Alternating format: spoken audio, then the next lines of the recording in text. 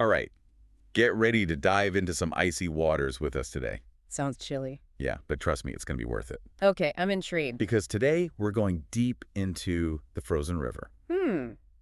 The frozen river. Not a literal one, though. Oh, good. We're talking about the historical fiction novel. Uh-huh. Yeah. Set in 1789 Hallowell, Maine. Right. You got it. And to make things even more interesting, Interesting. we've got excerpts straight from the book. Ooh, first-hand accounts. Exactly. So we're getting right into Martha Ballard's world. Martha Ballard, she's the midwife, yeah. The one and only. But she's not your typical protagonist. I'm sensing some strong personality here. Oh, you have no idea. Well, lay it on me. Imagine a midwife and healer in the 1700s. A time when women were expected to be seen and not heard. Precisely. So she's already breaking boundaries. Gotcha. A real trailblazer. And the way the author portrays her is brilliant. Okay, tell me more about that. So, we have Martha's actual diary entries. Historical fact. Yeah, but the novel dives deeper. Deeper how? It gives us her thoughts, her feelings. The things a diary wouldn't reveal. Exactly. So she becomes this complex character. A woman of action and depth. Right. Ish. Strong, but also carrying hidden pain. I'm starting to get a picture of her. And get this, she's not afraid to speak her mind, Oh, I like her already. especially when it comes to Dr. Page. A clash of medical titans. You could say that. Their confrontations or something else. Back then, a woman challenging a male physician It's a big deal. Shows her independent spirit. makes you wonder if that was common for midwives then. Right. But that's just the tip of the iceberg. Literally, with a frozen river involved. Speaking of which, let's talk about the mystery. The death of Joshua Burgess, found frozen. And that's where the frozen river of secrets begins. Accident, suicide, or murder. The possibilities, The author does a phenomenal job with the suspense. making everyone seem suspicious. You find yourself constantly second-guessing motives. Trying to solve it alongside Martha. Exactly. And then there's Joseph North, the town judge. Oh, I've heard of him. Not a good guy. He's like the classic antagonist, embodying that power structure. The one Martha's always pushing against. It makes you think about those power dynamics back then. How they played out in everyday life. Right. And every time they interact, the tension is palpable. Like their personalities are destined to clash. Absolutely.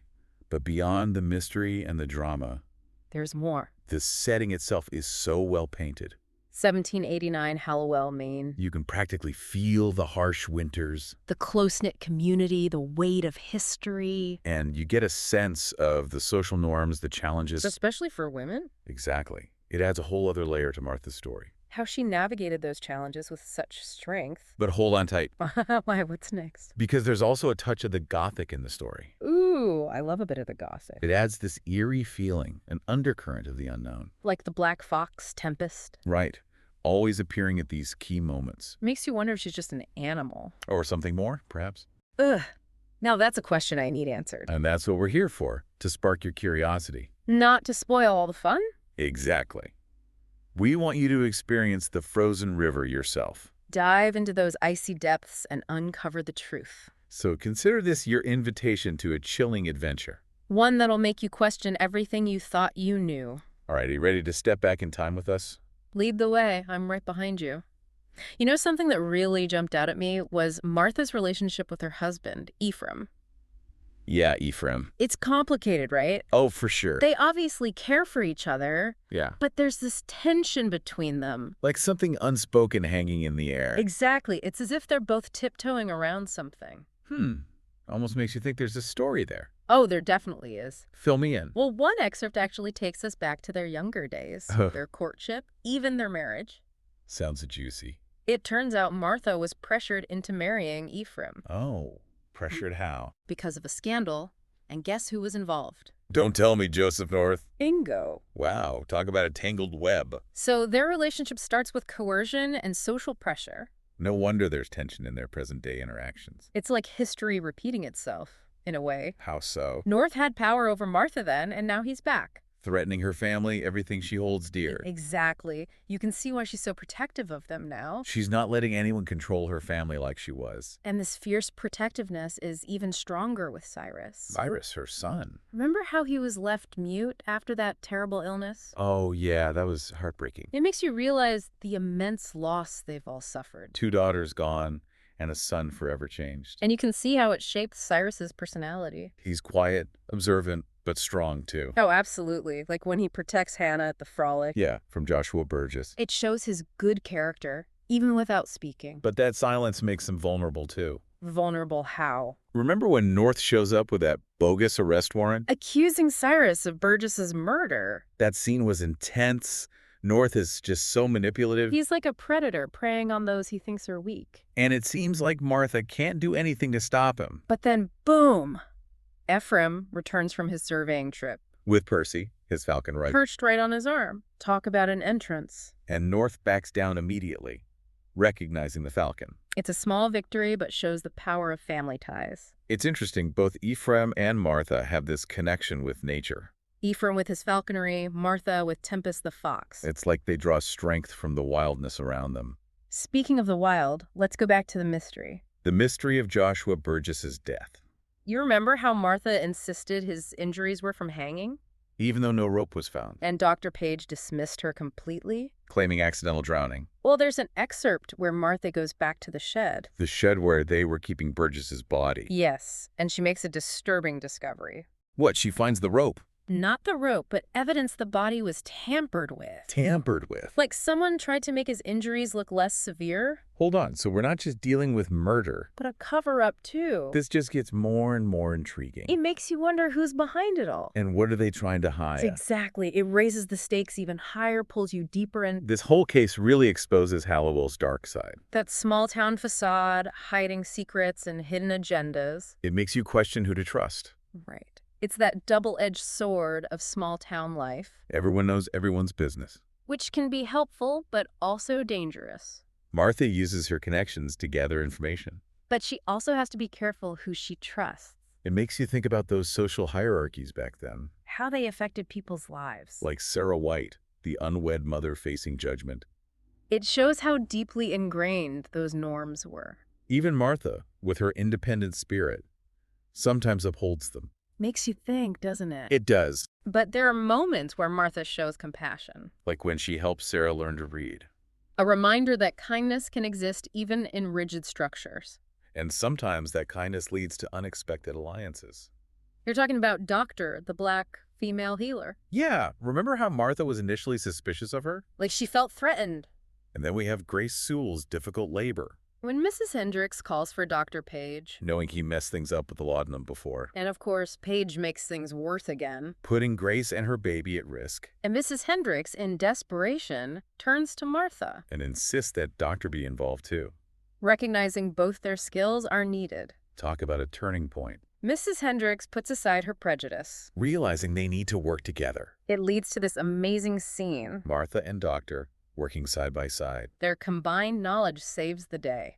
A powerful moment of female solidarity. Defying the expectations of the time. Makes you think about those small acts of defiance. How they contributed to breaking down oppressive structures. Okay, we've talked about relationships, secrets, social dynamics. But we can't forget about the trial in Vassalboro. That's where things really heat up. It's a battle for truth and justice. Martha and Seth Parker, the lawyer, versus Joseph North. And it brings up painful memories for Martha. Reminding her of past injustices. It's not just about solving a crime. It's about confronting the systems that allow them. And then Barnabas Lambard, the court officer, steps forward. Testifying he was sent to arrest Burgess for murder.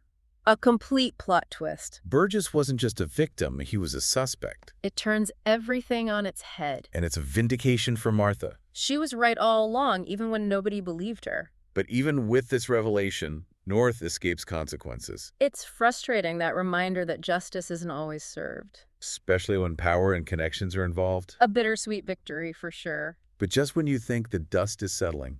Jonathan, Martha's son, confesses to killing Burgess. Wait, Jonathan.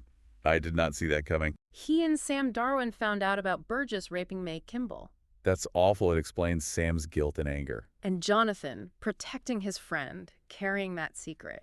It makes you see him in a whole new light. It raises moral questions about what's justified. Is violence ever the answer? Tough questions, and the author doesn't give easy answers. And then, as if things weren't intense enough, Joseph North breaks into the mill and attacks Martha. he's completely unhinged, lashing out at anyone who threatens him. It's terrifying. You see Martha's vulnerability, but she fights back. And in the struggle, North gets seriously injured. Ephraim arrives and faces a choice: let North die or save him. What a dilemma. Ephraim chooses to save him, but not out of mercy.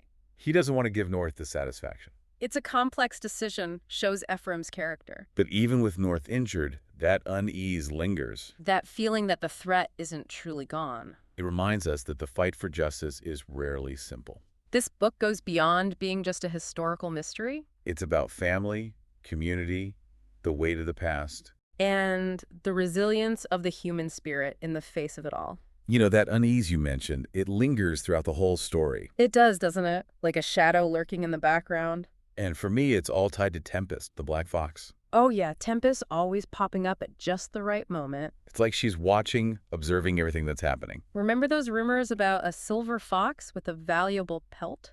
Makes you wonder if Tempest is more than just a wild animal. Right. Like, is she somehow connected to what's going on in Hallowell? And then there's that scene where Martha gets thrown from her horse. When she's injured. Yeah, for a second it almost feels like Tempest caused it. Like a warning or maybe even a test? It's unsettling for sure. But then later, Tempest reappears, watching over Martha as she recovers. Like she's offering protection or comfort.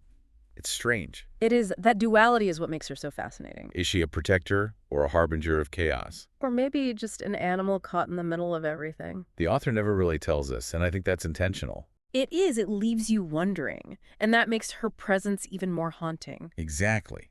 It's up to the reader to interpret her role in the story. Which adds this whole other layer of depth to the reading experience. That's what I love about The Frozen River. It keeps you guessing, Challenging your assumptions. making you look beyond the surface. It's not a story that gives you all the answers laid out. It makes you think about the complexities of human nature. The choices people make in the face of impossible situations. Okay, so before we go, we have to talk about the author's skill. Oh, absolutely. Her writing is incredible. She weaves together historical details, compelling characters, and thought-provoking themes. Seamlessly, it's like you're transported back in time. And she doesn't shy away from the harsh realities of the 18th century. The social injustices, the dangers, the limitations on women. But through it all, you see the strength of the human spirit. The resilience, the power of family and community. And even finding solace in nature. The Frozen River is a story that stays with you. It makes you think about the ripple effects of our choices. How the past is never truly gone. So, to our listener, if you want a story that will transport you, A story that will challenge you to think deeply. then dive into The Frozen River. You won't regret it. It's a journey worth taking. That will leave a lasting impact. And with that, we'll wrap up our deep dive into this chilling tale. Thanks for joining us on this icy adventure.